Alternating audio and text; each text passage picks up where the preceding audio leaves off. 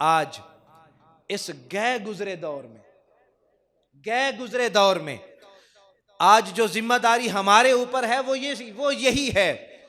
کہ اگر آج ہم 100 ہیں، ہم 200 ہیں، ہم 300 ہیں، اس مسجد کا یہ سارا اجتماع جو ہے، اگر ہم اپنے اپنے گھروں کی خبر لینا شروع کر دیں کہ ہاں میں آج سے یہ وعدہ کرتا ہوں کہ میرے گھر کی چھت سے پتنگ نہیں اڑے گی، میرے گھر کی چھت سے جو ہے وہ کوئی بھی گڈی نہیں اڑائے گا،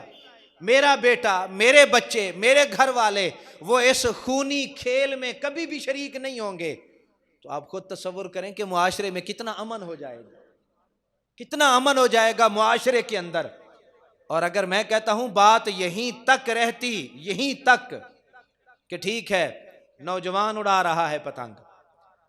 بوڑھا اڑا رہا ہے پتنگ، آج ساری حدیں کراس ہو گئی ہیں۔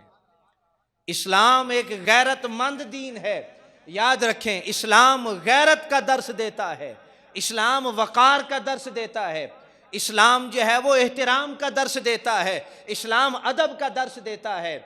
اور آج بغیرتی کی ساری حدیں نہیں ختم ہو گئی، آج بے شرمی کی انتہا نہیں ہو گئی، آج نوجوان لڑکیاں گھروں کی چھتوں کے اوپر اپنے بال کھول کے اور وہ ہوٹلوں کی بڑے بڑے ہوٹلوں کی چھتوں کے اوپر کھڑے ہو کے یا بڑے بڑے گراؤنڈز میں وہ نوجوان لڑکیاں اپنے بال بھی کھولے ہوئے ہیں اور بے شرمی کی تصویر، بے حیائی کا نمونہ بن کے وہ پتنگ اڑا رہی ہیں، وہ پتنگ اڑا رہی ہیں۔ اور وہ باپ، میں کہتا ہوں وہ اس باپ کی غیرت پتہ نہیں کہاں گئی، جو باپ خود بیٹھ کے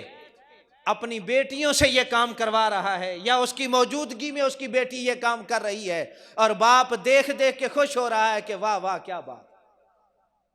واہ واہ کیا بات ہے، میری بیٹی اتنی ترقی کر گئی ہے کہ میری بیٹی بھی پتنگ اڑانا شروع ہو گئی ہے۔